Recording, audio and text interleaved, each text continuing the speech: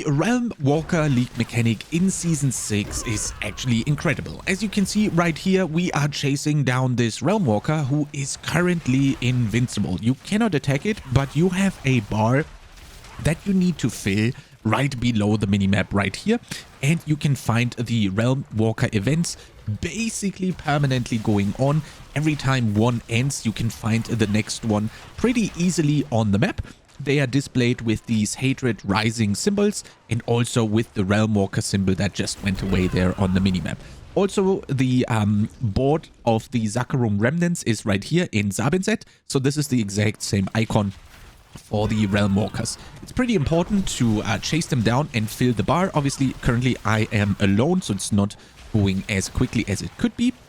I also really find that the event itself is quite long-lasting, with not really that much action going on, but the payoff actually comes when you have defeated the Realmwalker, because there is going to be a very interesting thing.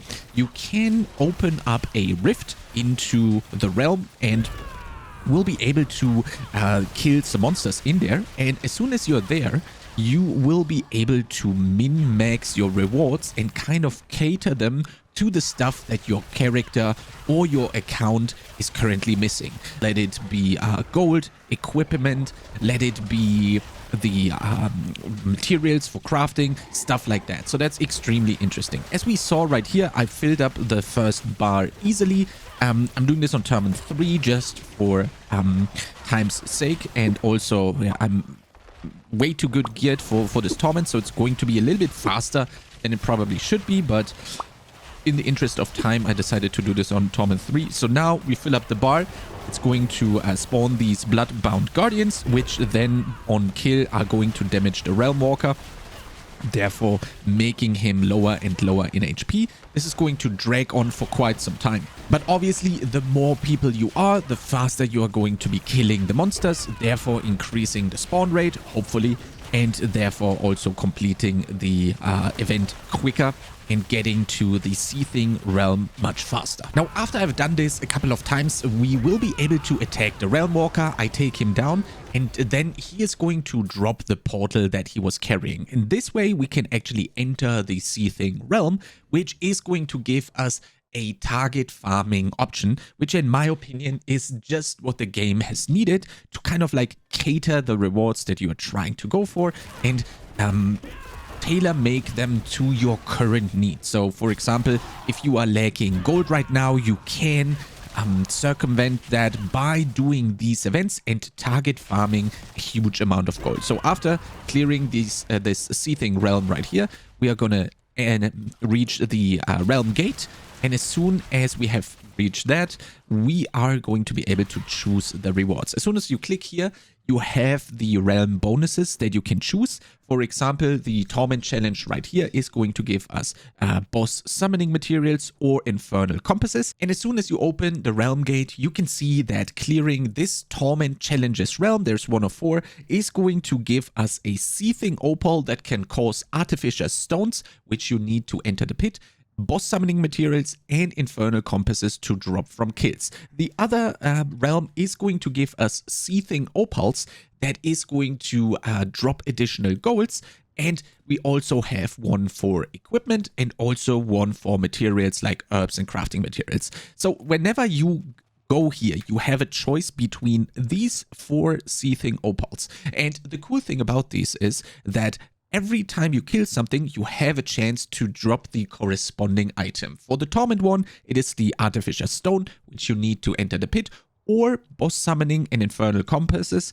Then the Seething Opal of Gold is going to routinely drop gold whenever you kill enemies for the next 30 minutes. The equipment is going to drop equipment, and materials is going to drop herbs and crafting materials. On top of that, these Seething Opals are going to give you 15% increased experience, and these are available to stack with a normal elixir. As you can see right here, these do work at the same time, making it extremely important to have active, not only during leveling, but also every time you're trying to push your Paragon level, because this obviously shortens the duration going towards Paragon level 300 or 250 or 200, whatever your goal is going to be for this season. So let's say I'm in need of more of these Seething Opals of gold, for example. So I go here, I invest invest 1 iron chunk. The material costs are not final yet. And then I can enter this right here. As you can see, we do have a very linear dungeon that is going to provide not only materials itself, but also items and quite a lot of monsters. I would suggest that you go and kill the elites for sure, and maybe min-max the rest out of it after like week 2 or 3. There's also going to be goblins present right here that we just saw, but every time you see the elites, it's going to be very interesting to kill those, especially early on during the season. You want to kill as many elites as possible to get as many chances on loot explosions as possible. As we just saw, I dropped a lot of Lord Zir materials, and that was because we had the Seething Opal of Torment already active going in here, which gives some monsters on kill to drop a lot of boss summoning materials. This is exactly what happened there on the elite kill, so definitely have one of these active all of the time, depending on which type of material, gold or whatever you are currently in need of. There's also these Seething Ruptures that are very small side dungeons. Sometimes there is an event, boxes that you can open. As you could see here, there's just an elite in here, and then you can already instantly teleport out. You're gonna be teleported right to where you entered, and I would definitely suggest clearing all of this, or at least exploring all of this for these Seething Ruptures, because they can be quite lucrative when it comes to the rewards itself, depending on which one you're gonna get. Now, after I cleared all of this, again, do not really pay that much attention to the rewards right here, because on the review access, they are currently not tuned properly. This is going to be handled with a day 1 patch as soon as Vessel of Hatred releases, so you don't have to worry about this. This is instantly going to be fixed when the game releases. So now we reached the end of the Seething Realm. We clicked the Resplendent Chest, but it is going to become a event because it's cursed. And as soon as we kill all of these monsters, we will actually get the Seething Opals that we have chosen before we entered the Seething Realm. And now, since that has worked out, we do have a Radiant Chest here on top. This is going to drop the Seething Opal of Golds that we have chosen in the beginning before we started the realm. And we also have the Resplendent Chest, which was from the event itself, which is going to give us some materials. Again, the tuning on these numbers is not final yet. Didn't get an Ancestral, but we got the Seething Opal of Gold, which we can now use to keep the gold income going and also profit off of the 15% increased experience. And not only do the Seething Opals stack with all of your other elixirs and you can have them up simultaneously, but they are also required to start earning reputation with the Zakarum remnants. This time they are going to be located in Sabinset, and you will have a classic reputation board system where you are filling up the bar multiple times. In this case, you're going to do this 12 times and then receive rewards depending on which tier or which rank of reputation you are unlocking with the Zakarum remnants. Extremely important. Go do the Realmwalker instantly as soon as you have done the campaign to get your hands on one of these Seething Opals to be able to get that much more increased experience and also profit off of the benefits provided. Ideally, you would go for the Seething Opal of Equipment if you are not really well geared after coming out of the campaign and you want to kind of like gear up your character with the Opals of Equipment or the Opals of Materials. But now let's actually have a look at the reputation board.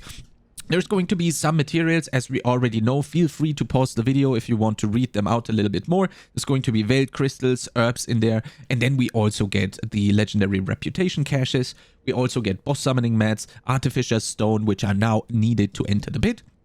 Crafting materials, Scattered Prisons, Gem Fragments, more uniques, boss summoning materials. This one is going to be extremely interesting because this provides a lot of iron chunks and a lot of rawhide, so you don't really need to do that many Legion events for some time after unlocking this one. There's going to be the boss summoning opals, the torment ones right here, and then there's also the last one, which is also containing ancestral legendaries as well as ancestral uniques, which are going to be an immense power boost to your character.